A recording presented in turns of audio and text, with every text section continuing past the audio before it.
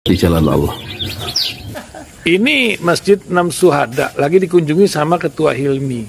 Modal awalnya berapa Pak Yudi Pramuko? 750.000 rupiah aja. Jadi ini 500 jutaan nih barang. Sekarang udah habis 310. Masya Allah, tuh udah pakai keramik, laponnya tinggal. Granit tuh kayak marmer. Tuh, Masya Allah nih, sampai juga kita ke sini. Masjid Enam Syuhada, ngapa namanya Masjid Enam Syuhada, Ya, Pak Yudi? kita mau mendokumentasikan perjuangan dakwah nama anak muda pengawal Habib Rizik Syihab itu. Masya Allah. Yang dibunuh sama orang jahat di kilometer 50. Kilometer 50 ya. Itu kan simbol memperjuangkan dakwah itu kita harus memberikan segalanya untuk Islam kan ya, untuk Masya dakwah Islam. Allah. Dan nama anak muda itulah yang sudah memberikan segalanya untuk Islam. Masya Allah. Kita Apa nanti nama pemuda itu ada juga di sini mungkin diterapkan? Mungkin namanya 6 syuhada. 6 syuhada itu, Iya, 6 syuhada dipasang di sini, 6 syuhada. Bipali, apa yang dikomentarin dari ini semua, Bipali? Masya Allah, luar biasa. Dari uang 700.000, kalau pengen ternyata bisa.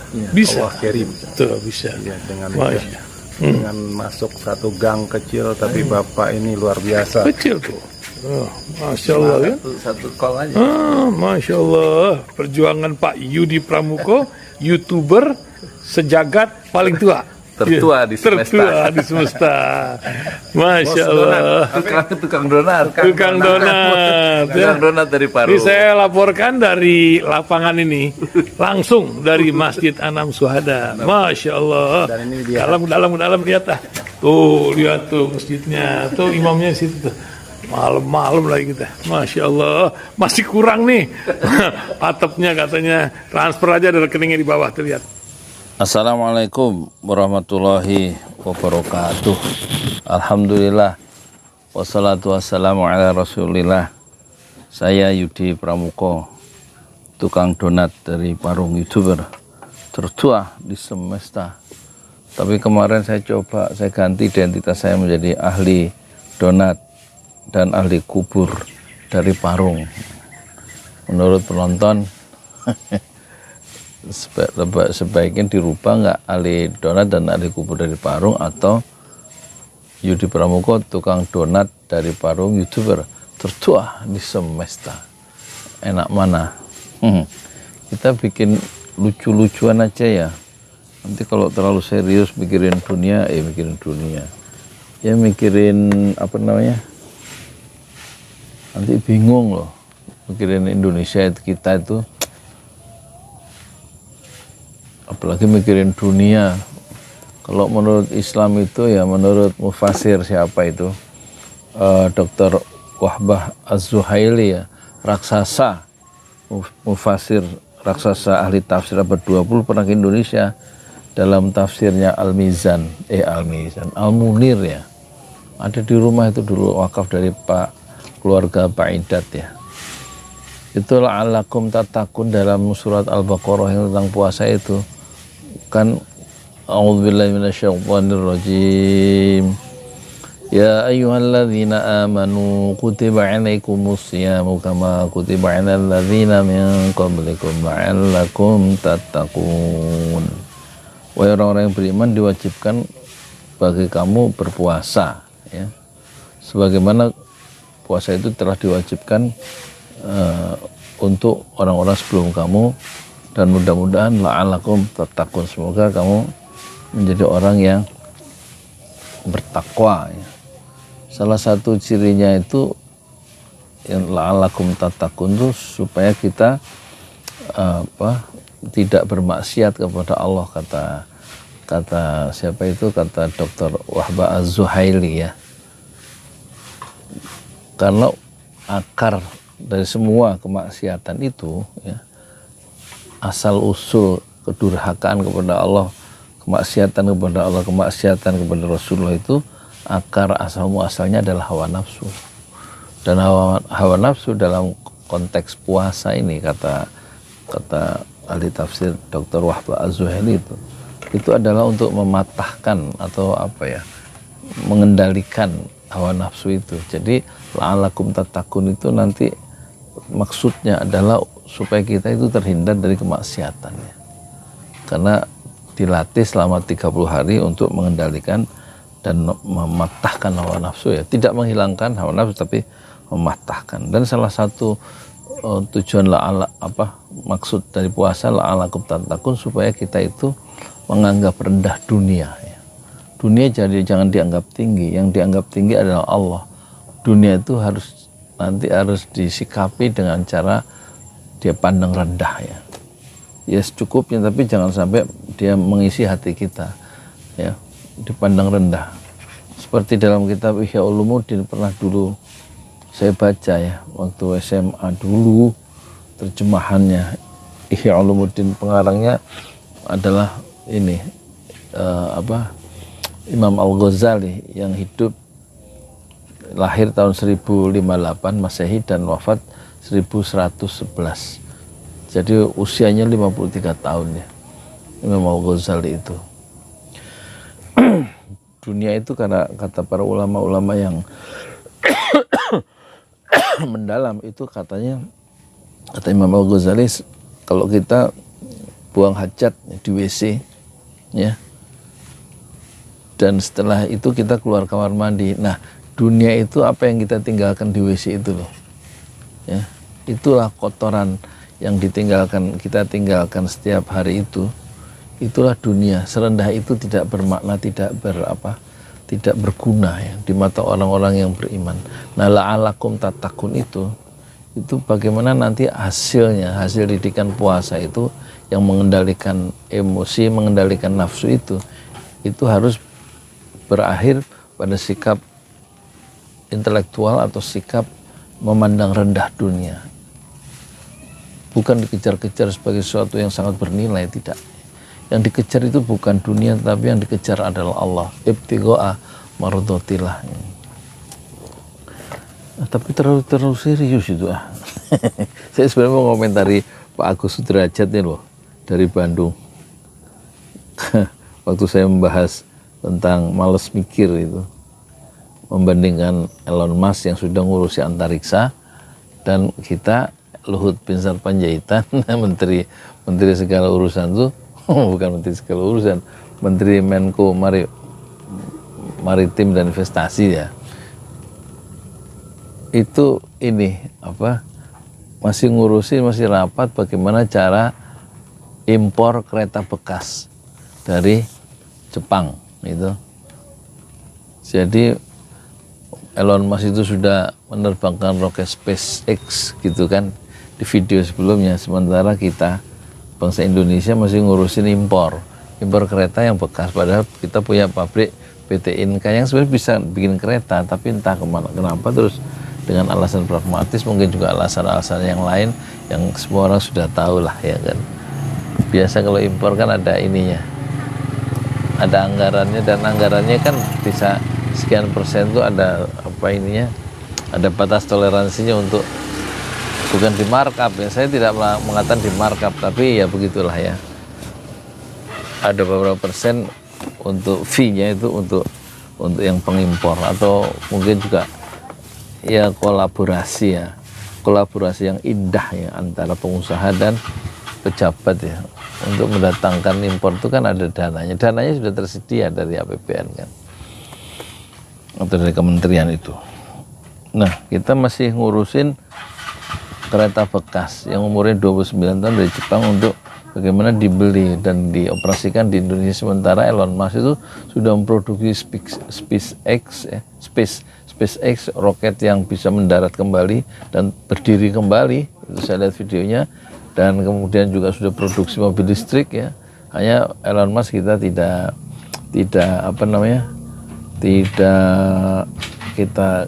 atau dia diam-diam mempunyai proyek rahasia untuk proyek hybrid, ya, yang bukan listrik, karena listrik juga masih mengandalkan batu bara atau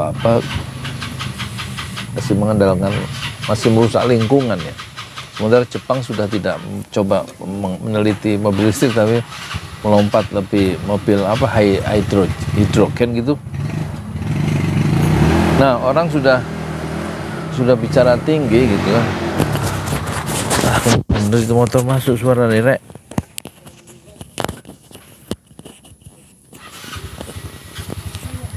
Nah, itu orang sudah bicara bicara tinggi, tapi terus kemudian Pak Agus Sudrajat itu komentar gini, ya Amerika katanya sudah sampai bulan.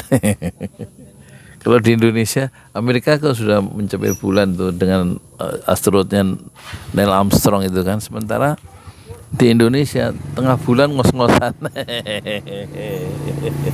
Tengah bulan ngos-ngosan maksudnya. Jadi banyak orang Indonesia yang tengah bulan udah ngos-ngosan. Ya mungkin maksudnya gajinya kan UMR ya, kalau Jakarta atau Cikarang mungkin paling tinggi 4,6 apa 5 juta gitu. Tapi tetap aja kalau 5, itu ya tanggal 5 ya insya Allah sih untuk biaya hidup yang tinggi ya di Cikarang atau di Indonesia itu tanggal 5 sudah koma. Kalau bahasanya Pak Agus Sudrajat yang di Bandung nih ngos-ngosan. Nah itu problem itu. Sebenarnya kelihatannya sederhana ya ucapan Pak Agus Sudrajat itu, sebenarnya dia ini loh mengerti persoalannya. Ada masalah serius dalam bangsa kita ya. Kenapa terus ngos-ngosan nggak sejahtera kan gitu ya? Iya. Tempo hari Pak itu teman saya dari Melbourne, penonton Sanjoli datang ke Parung sini. Langsung dari Melbourne, langsung dari mana itu? Dari mana? Australia. Anaknya 2 sekolah di sana. Dia orang Betawi, orang Tanah Abang, tapi kemudian memilih berkarir di sana hidupnya udah berapa puluh tahun gitu. Itu waktu zaman COVID kita kan disuruh di rumah terus nggak dikasih apa itu bansos ya, bansos cuma beberapa keluarga kakak aja kan, dari 100 kakak di sini cuma berapa gitu. Nah itu betul-betul mengkhawatirkan waktu itu kan. Tapi kalau di Australia itu nggak dikasih bansos tapi dikasih uang waktu zaman pandemi itu untuk setiap keluarga, ya kan? Ya itu dapat berapa saya tanya? Dapat 30 juta kalau dirupiahkan. Kita kalau selama bansos selama pandemi itu dikasih duit kan enak, bisa rakyat bisa sejahtera. Ini memang nggak dikasih bansos, yang terdampak semua dikasih bansos yang berdasarkan data orang miskin ya. Jadi ya akhirnya kan pada kelaparan waktu itu. Ya kan, nah itu yang mungkin dirumuskan sebagai ngos-ngosan. Ya itulah Indonesia. Boro-boro Pak Agus kita mau ke bulan itu, tengah bulan aja sudah ngos-ngosan. Nah ini problem ya. Kenapa pemerintah itu diadakan untuk apa sih? Pemerintah itu kan diadakan untuk supaya rakyatnya itu cerdas ya, pendidikannya cukup ya kan. Kalau di barat itu katanya sekolah sampai perguruan tinggi gratis ya, atau paling enggak sampai SMA lah gratis itu. Di sini bayar ya, masuk negeri pun bayar ya, 5 juta 6 juta kan repot ya. Terus belum nanti meskipun sekolahnya nggak bayar kata orang tua di sini, tapi bukunya Pak katanya, bukunya setiap semester harus beli 500 apa berapa, dan adiknya nggak bisa pakai, yang kelas di bawahnya harus beli yang baru lagi nanti setiap semester. Jadi Indonesia ya sampai segitu ya. Pemerintah kan diadakan untuk mencerdaskan kehidupan bangsa, tapi faktanya kan Indonesia menurut data 1 tahun itu anak-anak remaja yang nggak punya ijazah SMP dan nggak punya ijazah SMA itu ada 3 juta orang, 3 juta anak remaja yang nggak punya ijazah SMP, nggak lulus dengan berbagai sebab ya, dan SMA juga nggak punya ijazah dengan berbagai sebab. Malah kemarin saya dikasih tahu sama ibu-ibu yang pedagang yang gerobaknya kita kasih itu dari Pesan Jolali, Pak bisa nggak Pak nolong, itu ada anak gadis cantik bener lulusan SMA di tetangga saya dikontrakan, tapi nggak bisa kerja, ijazahnya ditahan sama sekolah, punya utang. Berapa utangnya? 7 juta katanya untuk nebus. Berarti dia nggak mungkin ujian nggak bayar itu beberapa bulan nggak bayar ya, atau berapa tahun gitu nggak bayar sekolahnya itu. Jadi ijazahnya kalau ditahan kan jadi dia nggak bisa kerja juga itu. Terus saya suruh nolongin. Kita bicara di depan Masjid Enam Syuhada, dia lagi lewat dorong gerobak. Ya saya nggak bisa janji karena memang dananya nggak mungkin ada, kecuali kalau saya kayak Pak Emong ya, saya datangin rumahnya, saya bayari, atau saya datangin sekolahnya, saya ambil ijazahnya, saya kasih ke anak-anak itu, selesai. Itu namanya dakwah yang bilhal, dakwah bilhal. Tapi saya nggak punya duit, saya juga mau dagang lagi. Ya ada dana masjid seperak 2 perak sih, tapi kan kalau dananya masjid banyak ya masjid itu udah jadi setahun jadi.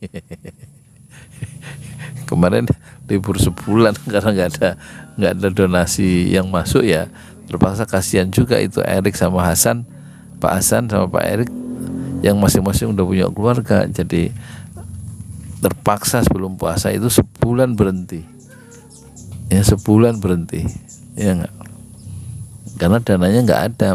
Nggak enak kan mau ngutang tiap bulan itu kan Masjid Enam Syuhada perlu dana sekitar 2 juta untuk ongkosnya aja. Kok 2 juta 2 juta 2 juta 200 atau 2 juta 400 untuk 3 orang yang kerja itu. Terus ada komentar waktu saya men-shoot atau membuat film tentang laporan paling gini dari Masjid Enam Syuhada, pantesan lama katanya, yang kerja cuma 3 orang. Ya kan nggak usah dijawab itu. Ya kalau banyak yang kerja terus bayarnya pakai apa, itu problem di situ. Akhirnya kita pertahankan 2 orang yang tiap hari dan 1 orang yang memang kerja di hotel lain, di Hotel Mercury di yang 30 lantai di daerah kota sana. Kalau pas libur atau dia yang bertanggung jawab untuk belanja dan mengawasi segala rupa arah pembangunan Masjid Enam Syuhada. Tapi kan tetap kita gaji secara profesional. Pak Narto itu profesional gajinya, membawai 2 orang pekerja tiap hari itu. Nah kalau ditambah lagi yang kerja di Masjid Enam Syuhada kan jadi nggak nggak ada dana untuk bayarnya. Jadi ini untuk merespon Pak Agus ya, jadi kemana-mana ngomong ya, nggak apa-apa ya Pak Agus ya. 15 menit. Dan dianggap aja ini catatan harian yang saya bikin dengan kamera ya. Jadi Amerika itu ya memang sudah negara maju, sudah berumur lebih dari 250 tahun ya. Kan lahirnya tahun 4 Juni ya, 1776 ya. Berarti sudah 250 tahun ya, kurang 3 tahun ya, 200 ya kan 250 tahun ya, kurang 3 tahun, 247 tahun Amerika ya. Dan dalam 100 tahun pertama juga terjadi tahun 1965, itu sebelum mencapai 100 tahun itu juga perang besar antara utara selatan, waktu Presiden Abraham Lincoln itu membuat policy untuk pembebasan budak ya. Jadi nggak ada lagi perbudakan di Amerika, dan perang besar antara tuan tanah di selatan itu yang punya perkebunan kafas dengan budak-budaknya itu melakukan perlawanan militer terhadap pemerintahan pusat ya. Itu Amerika mengalami satu gelombang yang pasang gelombang surut dalam membangun negerinya. Apalagi kita yang baru 78 tahun ya. Kalau korupsi di mana-mana ya, meskipun nggak usah kita benarkan, tapi itulah ya yang harus kita alami sebagai bangsa ya. Pejabat-pejabatnya bermewah-mewah itu. Ada seorang menteri punya rumah di luar negeri itu. Jenderal punya rumah di Australia, punya rumah di mana? Punya rumah di Amerika, punya rumah di Singapura, punya rumah di Malaysia misalnya gitu ya. Terus kekayaannya bermiliar-miliar di tengah kemiskinan bangsanya. Gitu Pak Agus ya. Itulah Indonesia kita ya. Dan kita harus mengalami itu, dan kebetulan saya dan Pak Agus mengalami satu episode kehidupan yang sudah senja di tengah bangsa yang belum sejahtera. Itulah takdir kita Pak.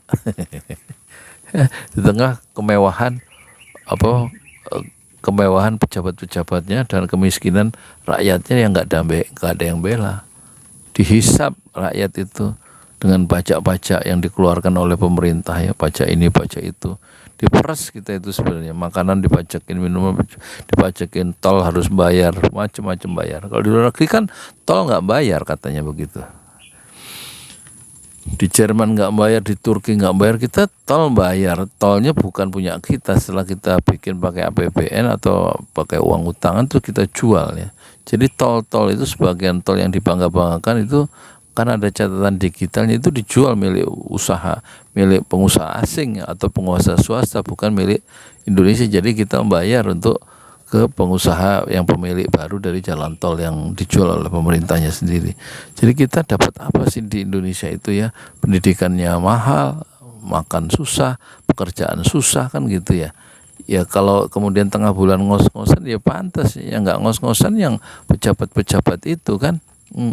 Ada satu pejabat pemerintah punya tanah, surat tanah itu saya baca di laporan LHKPN, laporan harta kekayaan dari pejabat negara itu, ada yang punya tanahnya sertifikatnya aja ada yang 35, ada yang 15, ada sertifikat tanah sampai 75. Coba buat apa itu ngumpulin tanah? Kata Rasulullah, manusia itu sifatnya memang begitu. Kalau ada 2 gunung, di gunung itu ada lembahnya dan isinya emas, maka dia setelah dapat lembah emas, lembah yang berisi emas itu, di antara 2 gunung itu dia akan mencari lembah emas yang ketiga.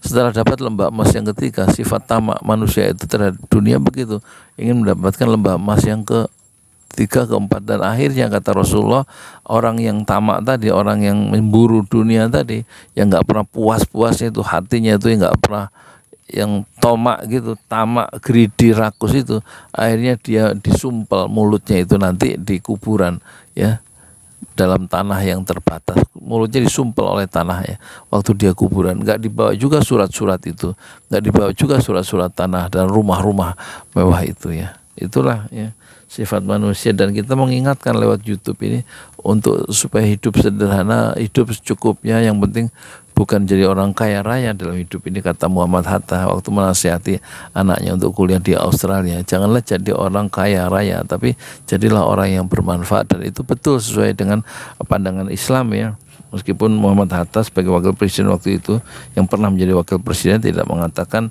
hadisnya kan khairun nas, jadilah sebaik-baik manusia, apa anfa'uhum linnas, yang paling banyak manfaatnya untuk orang lain ya.